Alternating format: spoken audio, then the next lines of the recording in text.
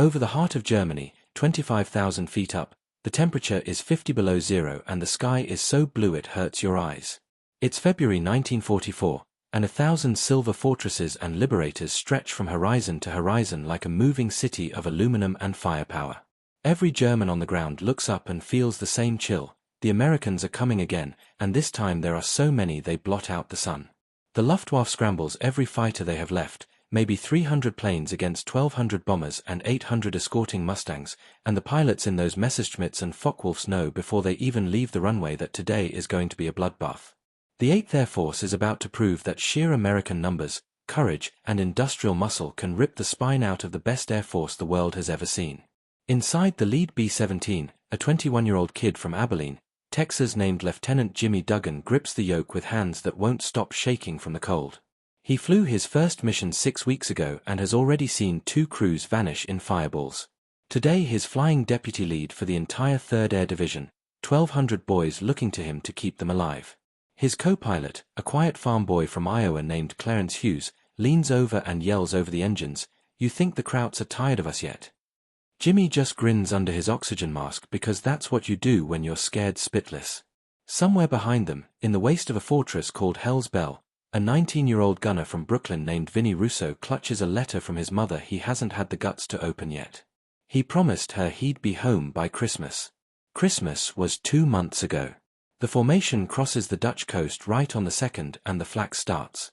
Black puffs blossom everywhere, rocking the planes like invisible giants are punching them.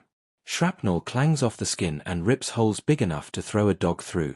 The intercom crackles with calm voices calling out hits, tail gunner okay, top turret's hit, number 3's feathered, and every man pretends he isn't counting the seconds until they reach the target.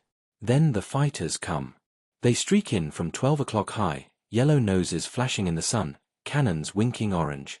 The Luftwaffe boys are good, some of the best pilots who ever lived, but there are just too many American guns pointing every direction. 50 calibers roar in a rolling thunder that drowns out the engines. Tracers arc across the sky like deadly red strings tying the formation together. A Focke-Wulf 190 dives straight through the middle of the 100th bomb group, cannons blazing, and 3 B-17s explode in the same heartbeat.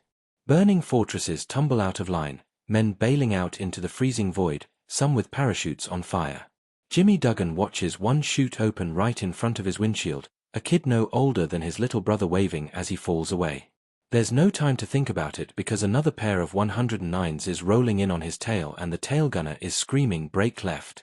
Brake left!" The P-51 Mustangs arrive then, silver sharks with bubbling canopies, and the sky turns into the biggest dogfight in history. Long-nosed Mustangs chase Focke-Wulfs through the bomber boxes, guns sparkling, pieces of wing and cowling spinning off into the slipstream.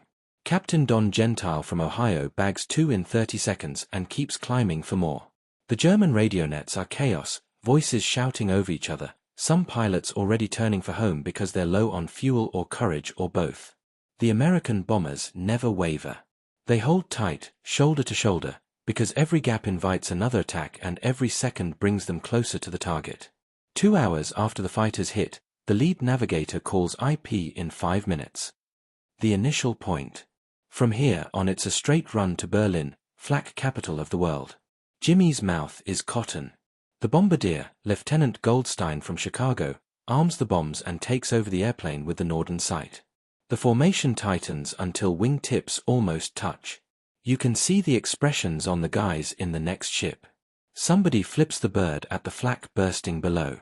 Somebody else holds up a pin-up photo for luck. Then the sky ahead turns black with shell bursts so thick the planes fly through smoke that smells of burnt explosives and fear. Over the target the flak is murderous. Planes stagger, engines on fire, aluminum skin peeling back like orange rind. A fortress just off Jimmy's right wing takes a direct hit in the bomb bay and simply disappears in a red-black sphere that sucks 2 more ships into the fireball. Jimmy feels the shockwave rock his plane and for one terrifying second the controls go mush. Then the bombs are gone, the bay doors slam shut, and the formation wheels hard left for home. The bombardier's voice comes over intercom calm as Sunday dinner, bombs away. Good pattern. Let's go home, boys. But getting home is the hardest part. The Luftwaffe has been waiting, saving their strength for the trip back when the bombers are light and fast and the escorts are running low on fuel. They hit the stragglers first, the limping forts trailing smoke, the ones with wounded aboard. A single B-17 named Heaven Can Wait loses 2 engines over Berlin and drops behind. Her pilot, Captain Bill McClanahan from Oregon, writes a quick note on a scrap of paper, hands it to the radio man, "Tell my wife I love her." Then he turns the plane back east, straight at a flock of 20 German fighters, guns blazing to draw them off the rest of the group. The crew bails out over the city. McClanahan rides her down.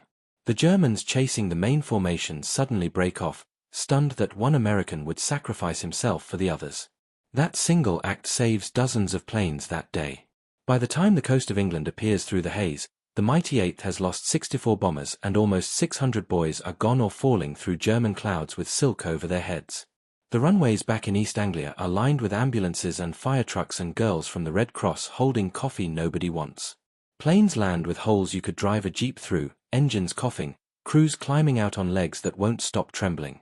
Jimmy Duggan kisses the ground when he steps off Hell's Bell, something he swore he'd never do. Vinnie Russo finally opens his mother's letter. It just says, "Come home safe, my brave boy." He starts crying and can't stop.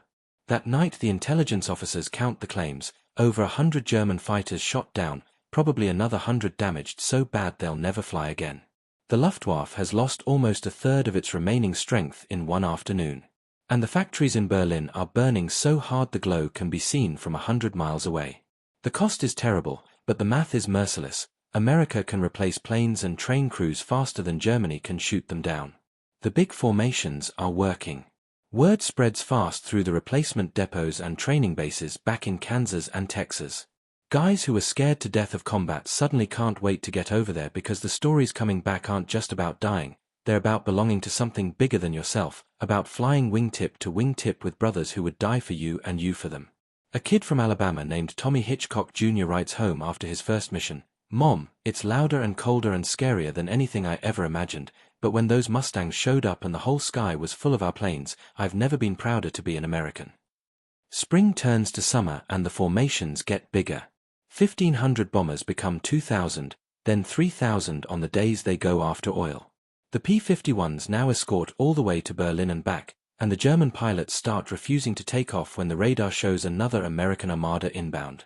Experienced aces who once claimed 20 kills in a month now die on their first mission against the new long-range Mustangs.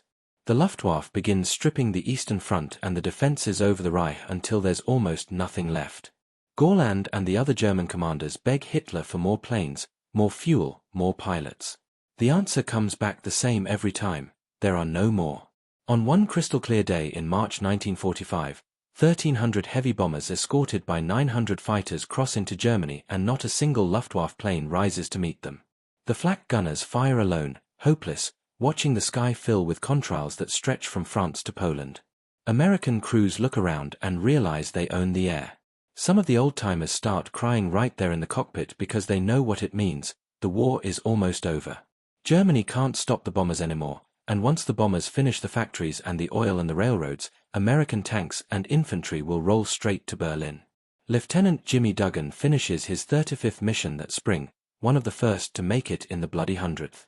He stands on the hardstand at Thorpe Abbot's watching the new crews arrive, kids with shiny bars and eyes still full of high school football games. He wants to tell them it's worth it, every freezing minute, every friend lost, because up there in that deadly blue sky they broke the back of the Luftwaffe with nothing more than courage and aluminum and the stubborn belief that free men can outbuild and outfight anybody on Earth. Instead he just shakes their hands and says, "Welcome to the club, boys. Keep 'em flying tight." And somewhere over the ruins of what used to be the most feared air force in the world, the contrails of 1,000 American bombers write the final chapter.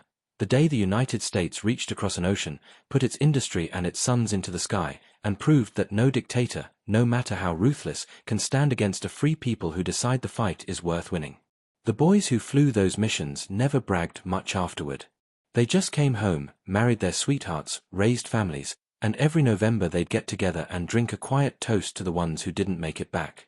And if you ask them what it felt like to be part of the greatest air armada the world has ever seen, they'd think for a minute and say the same thing: it felt like we were the luckiest guys alive, because we got to fly with the best friends we ever had, and together we helped set the world free. What would you have done if you'd been 20 years old and the country asked you to climb into a fortress and fly straight into that storm of steel and fire? Would you have had the guts to hold formation while the sky fell apart around you? Those American boys did, day after day, until the swastika came down for good. And every time you see a clear blue sky, somewhere up there you can still hear the low thunder of 1,000 engines and feel the pride of a nation that refused to lose.